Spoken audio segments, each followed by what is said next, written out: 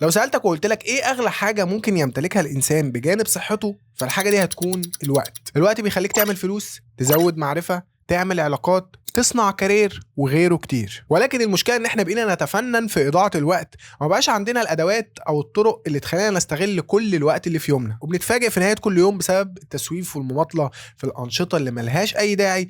بنتفاجئ ان اليوم بيخلص من غير ما ننجز ولا حاجة. وعلشان كده في الفيديو ده هشارك معاك 7 طرق او ادوات تساعدك في ادارة وقتك او يومك بالشكل الصح، وتبعدك في نفس الوقت عن التسويف.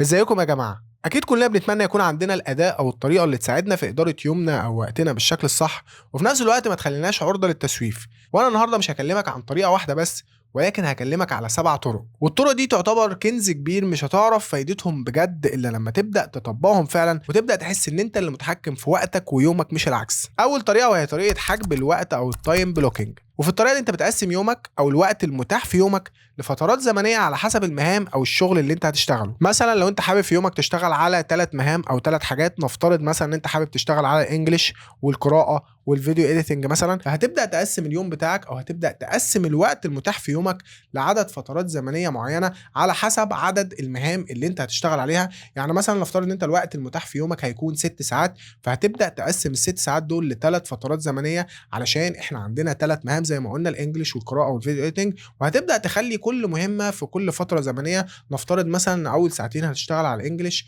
تاني ساعتين هنشتغل على القراءه، هنقرا كتاب او روايه احنا حابينها، واخر ساعتين هنبدا نشتغل على اخر مهمه وهي الفيديو اديتنج. طب نفترض مثلا الساعتين بتوعك خلصوا من قبل ما تنجز الكم اللي انت عاوز تنجزه في المهمه دي. يعني مثلا نفترض ان انت حابب ان انت تشتغل مثلا اول ساعتين على الانجليش، ومحدد لنفسك كم معين، مثلا نقول كم معين من الكلمات، عدد معين حابب ان انت تحفظهم خلال الساعتين، والساعتين خلصوا من غير ما تقدر ان انت تنجز الكم ده. هل هتكمل ولا هتتوقف؟ هنا بقى الطريقه دي بتقول لك ما ينفعش تكمل في المهمه دي، ولازم تغير للمهمه اللي انت محددها، المهمه اللي بعدها يعني، وتعمل للمهمه دي تايم بلوكينج.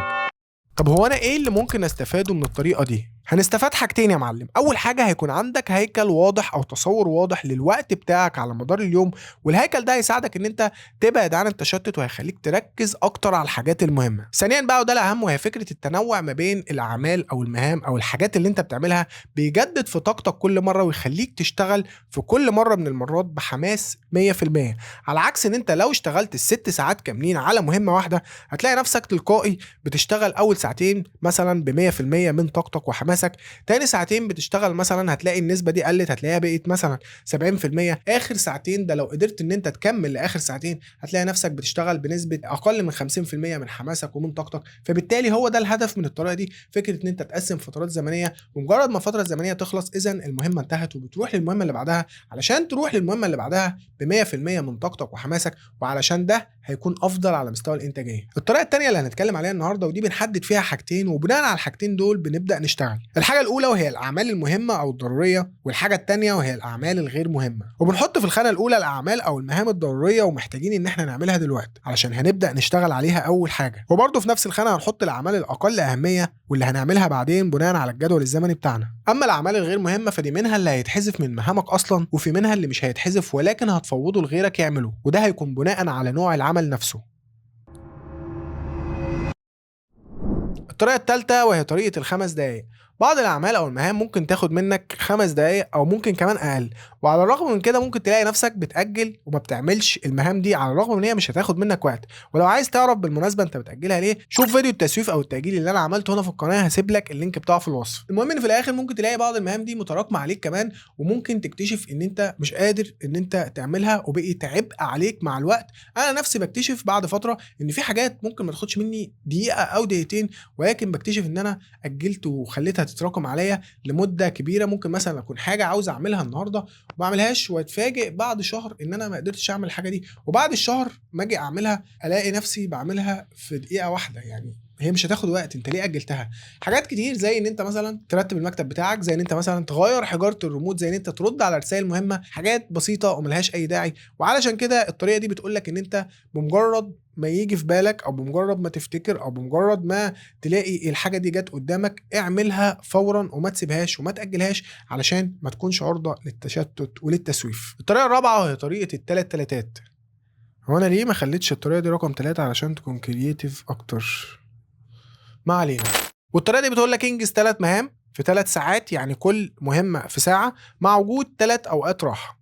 بس كده، هم دول الثلاث تلاتات. والطريقه دي قريبه شويه من طريقه التايم بلوكينج اللي قلنا عليها في اول الفيديو، وهدفها ان هي تخليك منتج اكتر بالشكل اللي يحافظ على طاقتك ومجهودك. الطريقه رقم 5 ودي بسيطه جدا، وهي فكره ان انت تبدا دايما بالمهام الصعبه او بالاعمال الصعبه بالنسبه لك. دايما المهام الصعبه لما بتتساب بتخلينا عرضه اكتر للتاجيل او للتسويف، وعلى العكس تماما لو قدرت ان انت تنجز المهام الصعبه دي اول حاجه في شغلك او اول حاجه في يومك، هتدي لك حماس في ان انت تكمل في باقي الشغل بتاعك.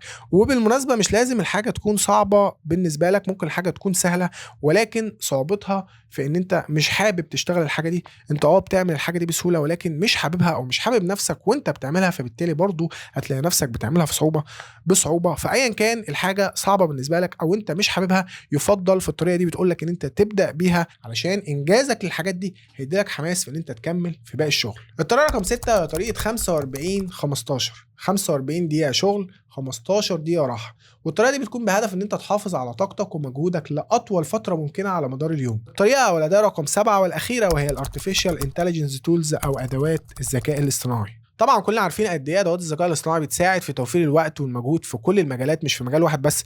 وعلشان كده يعتبر من اقوى الحاجات اللي هيساعدك في ان انت توفر الوقت بتاعك هو الاي اي، لو عرفت تستخدمه بالطريقه الصح. ولو عاوز تعرف او تزود معرفتك بانك ازاي تقدر توفر وقتك ومجهودك باستغلالك لادوات الذكاء الاصطناعي في مجال شغلك، ايا كان مجال شغلك ايه هو، يا ريت تقول لي ده في التعليقات. وما ننساش اهم حاجه هتساعد، اهم من كل الكلام اللي انا قلته في الفيديو ده، هتساعد في ان انت توفر وقتك ومجهودك بشكل كبير جدا. وهي فكره ان انت تفضي دماغك من الافكار والحاجات السلبيه اللي موجوده فيها، علشان تقدر تشتغل او تنجز الاعمال اللي انت عاوز تنجزها بحماس او بطاقه او بمجهود او بتركيز بنسبه 100%. وبس كده، ده كان فيديو النهارده.